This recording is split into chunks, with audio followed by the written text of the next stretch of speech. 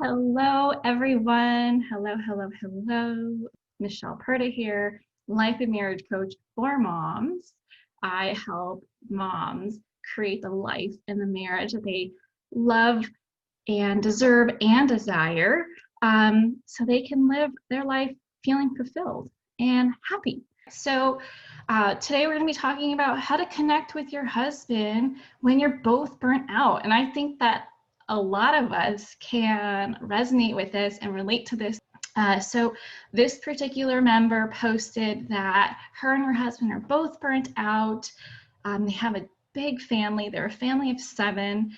Her husband's a sole provider. She's a stay-at-home mom. His hours are unpredictable. When he's not working, he's constantly on call.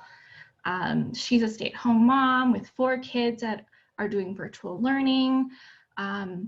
She also has a 2-year-old that she has to chase around all the time. She's got a bunch of dogs, and she takes care of everything in the house: chores, dinner, cleaning, what have you.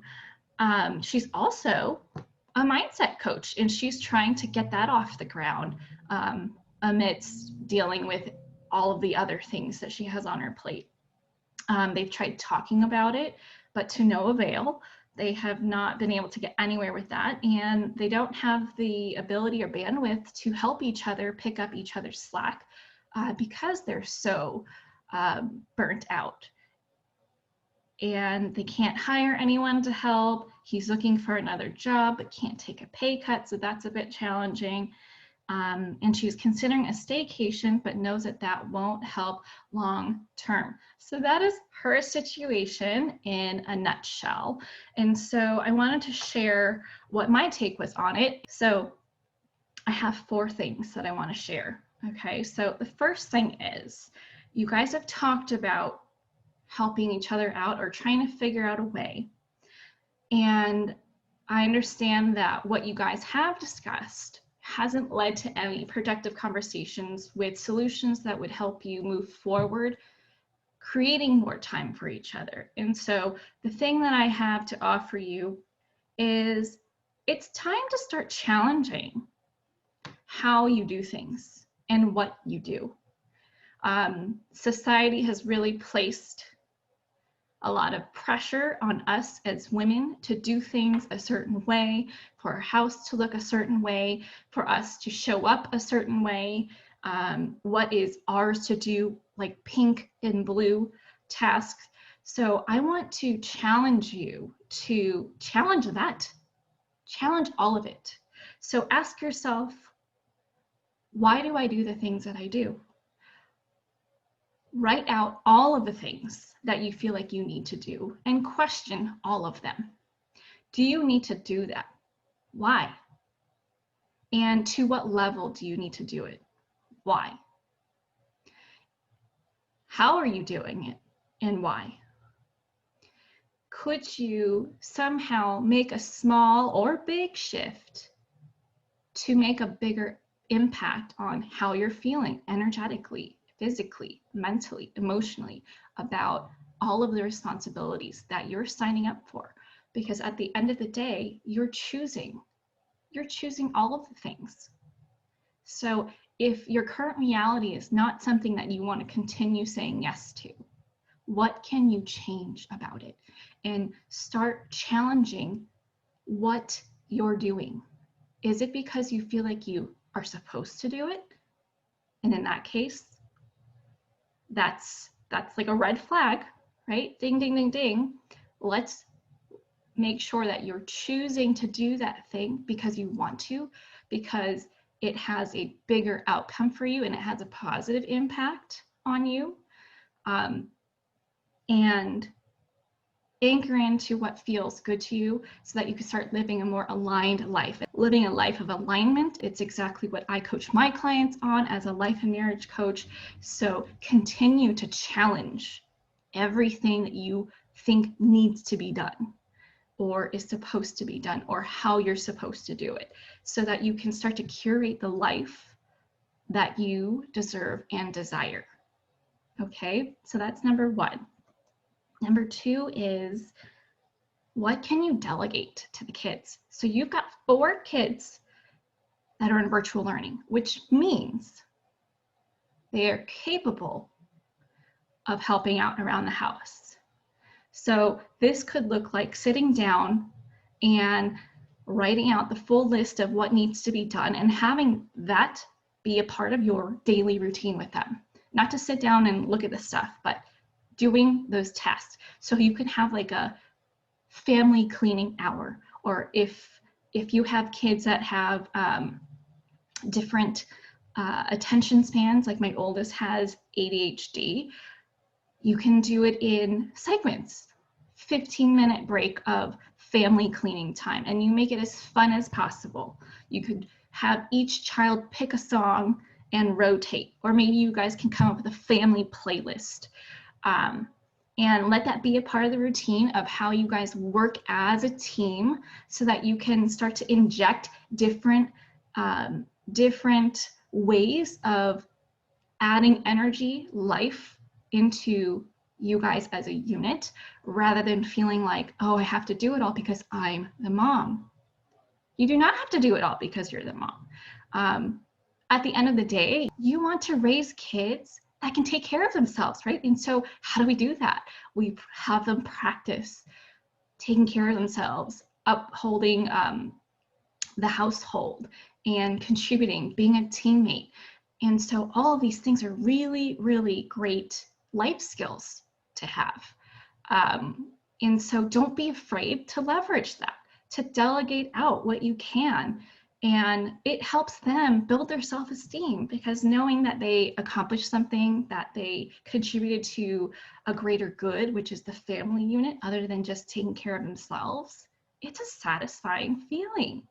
So there are plenty of charts that have age-appropriate chores for you to have your kids start doing. And I think that's a great place for you to start and really just challenge the conventional way of doing things, okay? Like my 10-year-old does his own laundry. He takes out the garbage bins. And I feel 0 ounces of guilt for that, because this is just a great way for him to assert his independence, assert his contribution to the family. And it gives us more energy to connect with them, because if we're essentially burnt out or broken, or however you want to phrase it, we're no good to the family. We're no good to ourselves. We're no good to anyone who comes into contact with us, because we're just done. We have no patience. We have no empathy. We have no joy or love or anything positive to emit. So how can you find different ways to take back more energy, retain it for yourself, and pass on the good stuff? Okay, so that's number 2. Number 3 is in relation to connecting with your husband. Your husband has an unpredictable schedule. And so schedules are not going to be your thing for connecting. This is going to be about maximizing the time that you do have together. Maybe you can't plan for it specifically, like, okay, on Wednesday at 9 p.m., we're going to Netflix and chill. Or on Saturday at 2 p.m., we're going to go on a walk. Maybe you can't do that, and that's okay. This is your current reality.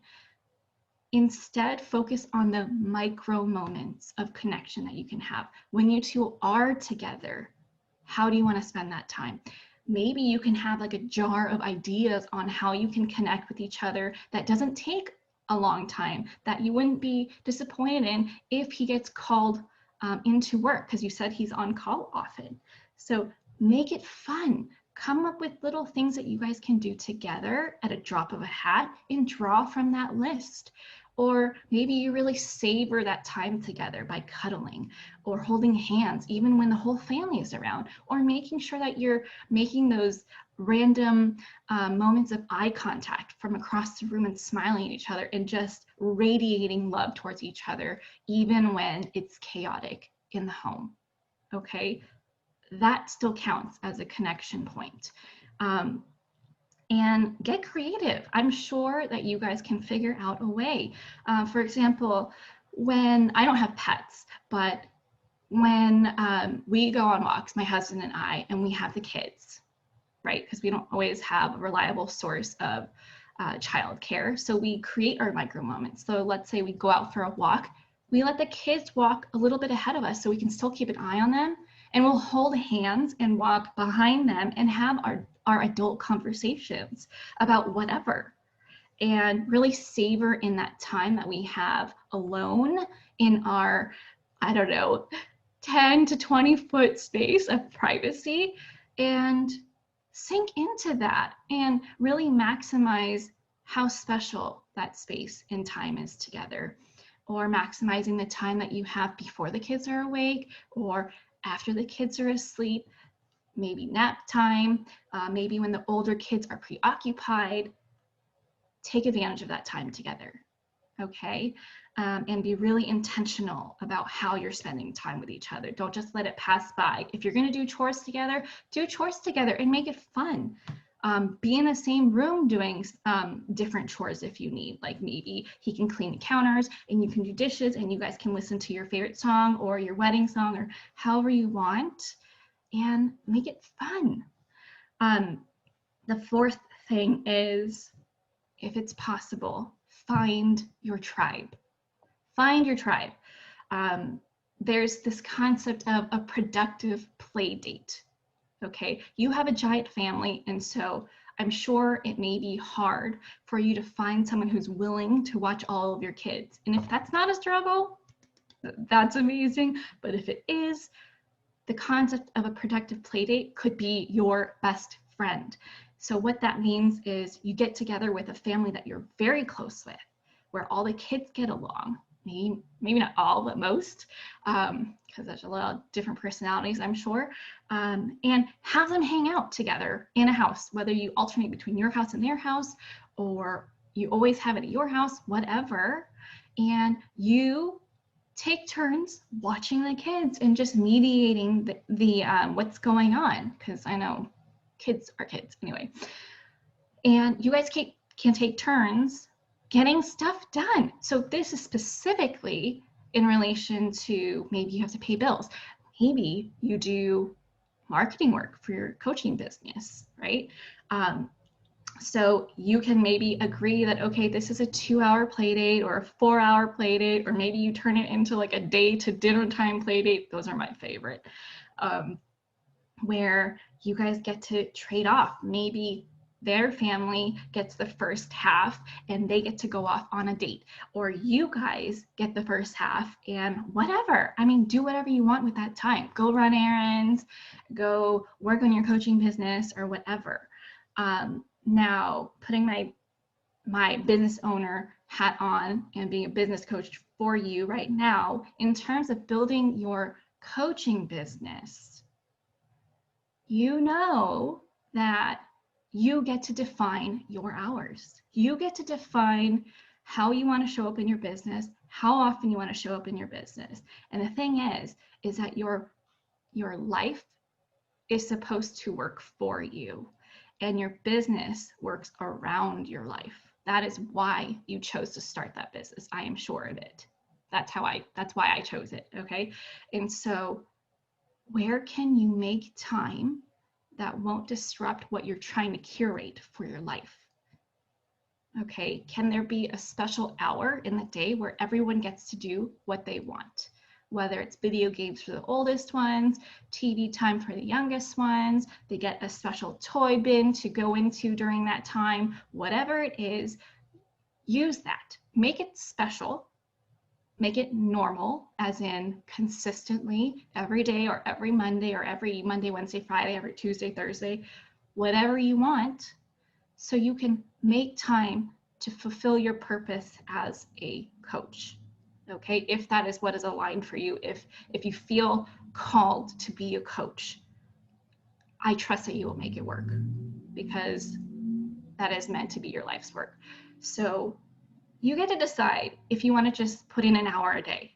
You get to decide if you want to put 20 minutes a day or 20 minutes twice a day. Just decide what you want to commit to and do it and make it work. Find something that works for you. Girl, there are so many different ways to go about this. You do not have to continue feeling the way that you do. You do not have to give up connecting with your husband and risking the foundation of your family, because life is hard. Life is hard no matter what, right? Life is 50-50, 50% good, 50% challenging. And so it's all about the mindset. If you're wanting even more support, I invite you to message me, reach out to me, and consider what coaching can do for you, because I have 2 open slots to take on private clients this month. I just had 2 clients graduate and I couldn't be more thrilled for them. They're ready to spread their wings and soar. They feel like they're ready. So I see you, I honor you, and I'm so excited that you're here, and I invite you to seek support if you need it. I would love to get to know you and support you in your journey to create the life and the marriage that you deserve, that you so deserve and desire. All right, all my love, and have an awesome day. Bye.